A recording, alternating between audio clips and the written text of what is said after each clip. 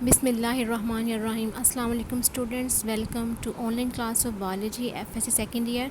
Students, आज हम एक बहुत इंटरेस्टिंग टॉपिक पढ़ने जा रहे हैं and the topic is urine formation. आपकी बुक में ये जो टॉपिक है ये नेफ्रॉन के साथ ही दिया गया है कॉन्टीन्यूटी में, यानी कि इससे कोई सेपरेट हेडिंग देकर जो है इसको हाईलाइट या सेपरेट नहीं किया गया, लेकिन आप जो है इसको ख़ुद से जो है इसको हाईलाइट कर सकते हैं या सेपरेट कर सकते हैं। The topic is urine formation. अब हमारी बॉडी में जो ब्लड जाता है हमारे नेफ्रॉन में, उसके बोमेन कैप्सूल में with the help of efferent arterioles, हमने कल पढ़ा था, आगे जाके डिवाइड होकर वो बनाता है ग्लोमेरुलस। या ग्लोमेरुलस क्या है? It is a tuft of capillaries. ये कैपिलरीज का गुच्छा है जो यहाँ पर जा रहा है और फिर ये इसको लीव करता है थ्रू इफरेंट आर्टेरियोल्स। अब जो ब्लड है ये जब यहाँ पर जाता है इस कैपिलरीज़ के अंदर, तो हम जानते हैं कि कैपिलरीज़ की जो वॉल्स होती हैं ये पोरस होती हैं, यानी कि ये जो वॉल्स हैं बहुत थिन होती हैं, वन सेल इनकी थिकनेस होती है। तो इनकी वॉल के पोरस होने की वजह से, और क्योंकि हमें पता है कि ब्लड का एक प्रेशर भी होता है, तो ब्लड के प्रेशर की वजह से ब्लड में मौजूद वाटर और उसमें डिज़ोल्व बहुत से कंपाउंड्स वगैरह और मॉलिक्यूल्स जो हैं, स्पेशली स्मॉलर मॉलिक्यूल्स जो हैं, वो इस ग्लोमेरुलस में से निकल कर बोमेन कैप्सूल की स्पेस में चले जाते हैं। और जब ये यहाँ पर जाते हैं तो इसको हम कहते हैं ग्लोमेरुलर फिल्ट्रेट, और इस प्रोसेस को हम कहते हैं ग्लोमेरुलर फिल्ट्रेशन। इसका मतलब है सबसे पहला जो स्टेप है यूरिन फॉर्मेशन में, डैट इज़ फिल्ट्रेशन या ग्लोमेरुलर फिल्ट्रेशन। क्या हो रहा है ग्लोमेरुलर फिल्ट्रेशन में कि जो ब्लड आ रहा है थ्रू एफरेंट आर्टेरियोल्स, ये जब आगे डिवाइड हो के कैपिलरीज़ का नेटवर्क बनाता है ग्लोमेरुलस, तो जो कैपिलरीज़ हैं इसमें ब्लड के प्रेशर की वजह से और इसके दीवारों के पोरस होने की वजह से इनमें से वाटर और बहुत से स्मॉल मॉलिक्यूल्स आयंस वगैरह इस ब्लड कैपिलरीज़ में से निकलकर ये बोमेन कैप्सूल के अंदर उसकी स्पेस में चले जाते हैं, और इसको हम कहते हैं बोमेन ग्लोमेरुलर फिल्ट्रेट। ये हो गया हमारा first step of urine formation. उसके बाद क्या होता है, अब ये जो अब जो कंपाउंड्स ब्लड में जो मौजूद वाटर और बहुत से इसमें जो कंपाउंड्स हैं वो यहाँ जाते हैं, वो कौन कौन से कंपाउंड्स होते हैं? उसमें होते हैं ग्लूकोज, अमाइनो एसिड, सॉल्ट्स वगैरह। ये और अमाइनो एसिड, ग्लूकोज वगैरह के इनका ये स्मॉलर मॉलिक्यूल्स हैं, इसलिए ये यहाँ से निकल जाते हैं। लेकिन ब्लड में मौजूद बहुत से और कंपाउंड्स जैसा कि प्रोटीन्स और जो इसमें रेड ब्लड सेल्स हैं वो क्योंकि बड़े साइज़ के होते हैं इसलिए वो इसमें से नहीं निकल पाते और वो ब्लड में ही रहते हैं। नेक्स्ट प्रोसेस क्या होता है? Next process is reabsorption. अब मैंने आपको बताया कि जब ब्लड आता है थ्रू एफरेंट आर्टेरियोल्स, आगे जाके डिवाइड होकर ये कैपिलरीज बना रहा है, इसे हम कह रहे हैं ग्लोमेरुलस। तो ये इसमें ग्लोमेरुलस में से बहुत सारे जो यूज़फुल कंपाउंड्स और वाटर हैं वो इसमें से निकल कर चले जाते हैं बोमेन कैप्सूल के अंदर, फिल्ट्रेट बन जाते हैं। फिल्ट्रेट फिर आगे मूव करता है in the tubular portion of the nephron. ये देखिए यहाँ पर ये बोमेन कैप्सूल है, आगे इसका ट्यूबुलर पोर्शन स्टार्ट हो रहा है। यहाँ पे फिल्ट्रेशन हुई, फिल्ट्रेशन के बाद ये आगे जो है फ्लूइड मूव करेगा। हमें पता है पहला पार्ट इसका होता है, यहाँ पे पार्ट तो नहीं दिखाया गया, यहाँ पे आपको सिंपल करके दिखाया गया कि क्या हो रहा है।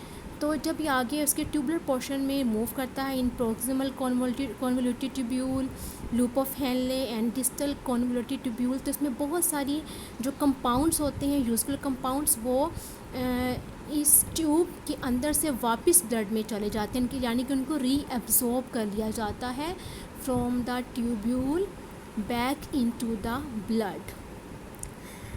ये क्यों ज़रूरी है? क्योंकि इसमें क्या क्या चीज़ें शामिल होती हैं ब्लड के, जब ब्लड जो है फ़िल्टर होता है बोमेन कैप्सूल में, तो इसमें बहुत सारे ग्लूकोज के molecules, amino acids and sodium chloride वगैरह चले जाते हैं, जो कि हमारे लिए बहुत इंपॉर्टेंट कंपाउंड्स हैं। सो इसको वापस ब्लड में से रिमूव करना, इनके फिल्ट्रेट में से रिमूव करके ब्लड में लेके आना ज़रूरी होता है। तो क्या होता है कि ये फिल्ट्रेट जो है जब ये प्रोक्सिमल कॉन्वोल्यूटेड ट्यूब्यूल में जाता है तो बहुत ज़्यादा ऐसे इसमें से यूज़फुल जो कंपाउंड्स हैं वो वापस ब्लड में चले जाते हैं। ब्लड में कैसे जाते हैं हमने पढ़ा था कल कि इफरेंट आर्टेरियोल्स जब बोमेन कैप्सूल को लीव करती हैं तो आगे जाकर ये इसके ट्यूबुलर पोर्शन के ऊपर पेरीट्यूबुलर कैपिलरीज़ का नेटवर्क बनाती हैं। असल में ये कैपिलरीज़ जो हैं ये फिल्ट्रेट में से यूज़फुल कंपाउंड्स को रीअब्जॉर्ब करने में हेल्प करते हैं जो इसको सराउंड कर रही होती हैं। इसके अलावा थर्ड स्टेप इज सिक्रीशन। अब ना सिर्फ ये कि ट्यूब्यूल में मौजूद फिल्ट्रेट में से बहुत से यूज़फुल कंपाउंड्स जो हैं ये ब्लड में वापस डाले जा रहे होते हैं, बल्कि ब्लड में बहुत सी कई दफ़ा कंपाउंड्स रह भी जाते हैं जो कि फ़िल्टर नहीं होते पाते, यहाँ पर उनको ब्लड में से निकालना ज़रूरी होता है। इनमें मोस्टली ज़्यादातर होते हैं हाइड्रोजन आयंस, और ये क्यों एक्सक्रीट किए जाते हैं? ये एक्सक्रीट किए जाते हैं ताकि जो फिल्ट्रेट है उसकी पीएच को मेंटेन किया जाए। यहाँ पर आपको एक पूरी डायग्राम दिखाई जा रही है कि ये प्रोसेस कैसे हो रहा है। आप देखें, यहाँ पर आपको नज़र आ रहा है एरोस, इफेक्ट आर्टीरियल्स के ज़रिए ब्लड आ रहा है ग्लोमेरुलस के अंदर।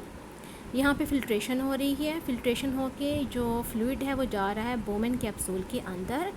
बोमेन कैप्सूल के अंदर जब ये जा रहा है इसको हम कहेंगे फिल्ट्रेट, ग्लोमेरुलर फिल्ट्रेट। ये फिर आगे मूव करेगा in the proximal convoluted tubule. आप देख रहे हैं यहाँ मूव करते हुए क्या हो रहा है, ब्लड में जो फिल्ट्रेट है इसमें मौजूद बहुत सारे यूज़फुल कंपाउंड्स, इनको रीअब्जॉर्ब किया जा रहा है वापस ब्लड के अंदर। ये ब्लड कैपिलरीज़ हैं जो इफरेंट आर्टीरियोल्स हैं, यहाँ से जब बाहर निकलती हैं तो ये इसके ट्यूबुलर पोर्शन के ऊपर पेरीट्यूबुलर कैपिलरीज़ बनाती हैं जो कि ब्लड फिल्ट्रेट में से बहुत सारे यूज़फुल कंपाउंड्स को रीअब्जॉर्ब करने में हेल्प करते हैं। उसके बाद ये आगे मूव करता है लूप ऑफ हेनले में। यहाँ भी आप देख रहे हैं कि रीअब्जॉर्प्शन हो रही है बहुत से यूज़फुल कंपाउंड्स की, वाटर वगैरह की, और फिर ये जा रहा है डिस्टल कन्वर्टेड ट्यूब्यूल में जहाँ पर ये एब्जॉर्प्शन भी हो रही है और सिक्रीशन, यानी कि ब्लड में जो कंपाउंड्स रह गए थे, वेस्ट कंपाउंड्स या हाइड्रोजन आयंस वगैरह, उनको सिक्रीट किया जा रहा है इस ट्यूब की स्पेस के अंदर या ल्यूमेन के अंदर। यहाँ भी सिक्रीशन हो रही है कुछ कंपाउंड्स की और यहाँ भी हो रही है। इसके अलावा फिर ये जो डिस्टल कन्वर्टेड ट्यूब्यूल से ये जा रहा है कलेक्टिंग डक्ट में, यहाँ भी रीअब्जॉर्प्शन हो रही है वापस ब्लड में, और सिक्रीशन भी हो रही है ब्लड से into the lumen of the collecting duct. तो मेनली कौन कौन से प्रोसेस हैं यूरिन फॉर्मेशन में? That is filtration. फिल्ट्रेशन क्या कैसे और कहाँ से कहाँ हो रही है? ब्लड में से ल्यूमन में, ल्यूमन कह रहे हैं इस ट्यूब की स्पेस को। फिल्ट्रेशन, यहाँ पर फिल्ट्रेशन हुई है यानी कि ब्लड में से मटेरियल वगैरह निकल के वाटर और उसमें मौजूद मॉलिक्यूल्स इसमें चले गए हैं, इसको फिल्ट्रेशन कह रहे हैं। उसके बाद होती है रीअब्जॉर्प्शन, यानी कि जो फिल्ट्रेट यहाँ पर ट्यूब्स के अंदर जा रहा है उसको फिर उसमें से यूज़फुल कंपाउंड्स को, वाटर वगैरह को रीअब्जॉर्ब किया जा रहा है।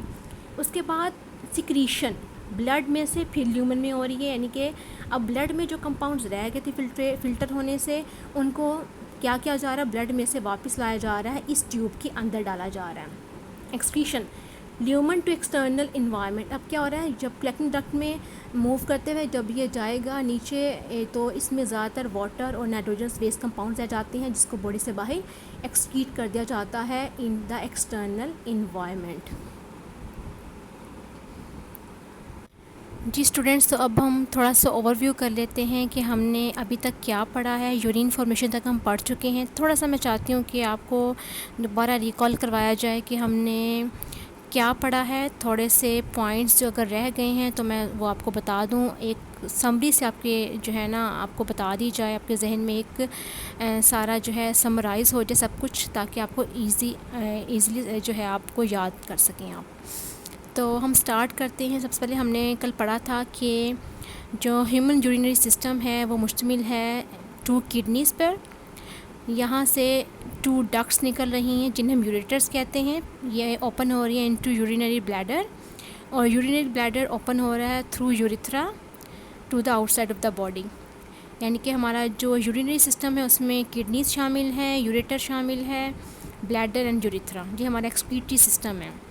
अब अगर आप किडनीज़ को देखें तो किडनीज़ जो हैं अगर आप इनको लॉन्गिट्यूडनली इनको कट करें, लंबाई के रोक इनको काटें, तो आपको किडनीज़ में 2 वाज़े रीजन्स नज़र आते हैं। एक आउटर रीजन है, इसे हम कहते हैं कॉर्टेक्स, और एक इनर रीजन है, इसे हम कहते हैं मेडुला। ये रीनल कॉर्टेक्स है आउटर बाहर वाला, और अंदर वाला रीनल मेडुला है।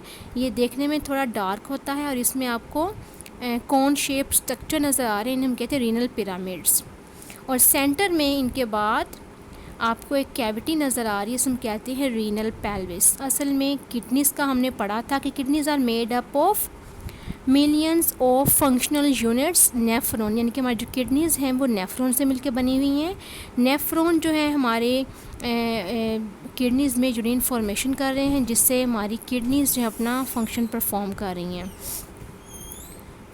तो पेल्विस जो है यहाँ पर यूरिन इकट्ठा होता है, यहाँ से फिर यूरेटर के ज़रिए ब्लैडर में जाता है और ब्लैडर से यूरेथ्रा के ज़रिए बॉडी से एक्सक्रीट कर दिया जाता है। अब आप किडनीज़ को देखें तो किडनीज़ में ब्लड सप्लाई जा रही है थ्रू रीनल आर्टरी, यानी कि ब्लड आ रहा है हार्ट से through renal artery into the kidney, और यहाँ से जब ब्लड में से सारे जो नाइट्रोजनस वेस्ट कंपाउंड्स मेटाबोलाइट्स वगैरह जो हैं ये यहाँ पर फ़िल्टर हो जाते हैं, और उसके बाद जो क्लीन ब्लड है वो रीनल वेन के ज़रिए वापस हार्ट को चला जाता है। उसके बाद हमने फिर पढ़ा था नेफ्रॉन का स्ट्रक्चर। अगर आप नेफ्रॉन को देखें तो नेफ्रॉन के दो जो रीजन्स हैं बहुत वाज़े हैं। एक को हम कहते हैं रीनल कॉर्पसल। रीनल कॉर्पसल में एक कप लाइक स्ट्रक्चर शामिल है जिसे हम कहते हैं बोमेंस कैप्सूल, और इसके अंदर आपको कैपिलरीज का एक नेटवर्क नज़र आ रहा है, इसे हम कहते हैं ग्लोमेरुलस। और इसके बाद आपको एक लंबी सी ट्यूब नज़र आ रही है, इस ट्यूब्स के 3 पार्ट्स हैं, इसको हम कहते हैं रीनल ट्यूब्यूल।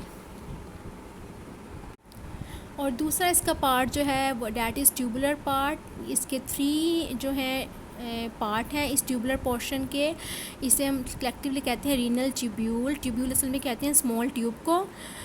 तो ये जो रीनल ट्यूब्यूल है ये मुश्तमिल है प्रोक्सिमल कॉन्वोल्यूटेड ट्यूब्यूल पे। उसके बाद है loop of Henley, this is descending loop of Henley नीचे जाती हुई, फिर उसके बाद असेंडिंग ऊपर जाती हुई जो लूप है इसकी, और उसके बाद ये है डिस्टल कॉन्वोल्यूटेड ट्यूब्यूल, उसके बाद है ये कलेक्टिंग डक्ट।